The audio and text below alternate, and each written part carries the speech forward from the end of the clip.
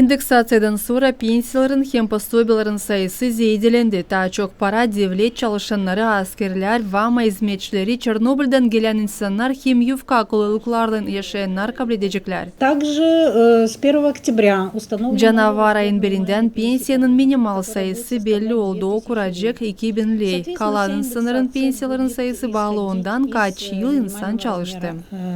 Пенсии по возрасту. Ağır hastalıklarla insanın sosyal ödemekleri 75% minimal pensiyanın sayısından kuracak. 1500 lei. Orta formasında hastalıklarla 70%, 1400 lei. İlin formasında 50%, ne kurar 1000 lei. Там у меня 1500 лей. Представьте себе... 1500 lei kabul edeceğim. Kışın lazım gazı ödeme pek az para. А кушать что?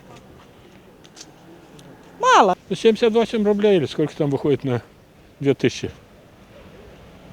Хватит вам этого на зиму? Вы что, смеетесь, что ли? 78 liraya pensiya может zeydilendi. Ekmek 10 lei yeder. Peynir, Прям 10 ekmek. рублей буханок сейчас. А брынза? Творог? Сотня. Значит, если покушать пару килограмм брынзы, значит, хлеба не хватит. Как можно почувствовать, если 3%, а у меня пенсия 2400?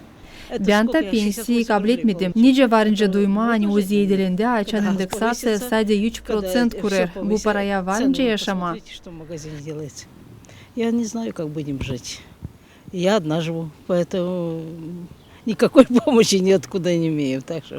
Ekonomika uğrunda uzmanlar nişanlarlar hani pensiyaların sayısı büyüdü ama emekmaların pahaları da zeydilendi. Buna göre insanların harçları da büyüyecek. Tatyana Stavilova, Елена Радкогла, Sergey Georgiev, Maria Kazako, GRT, Haberler.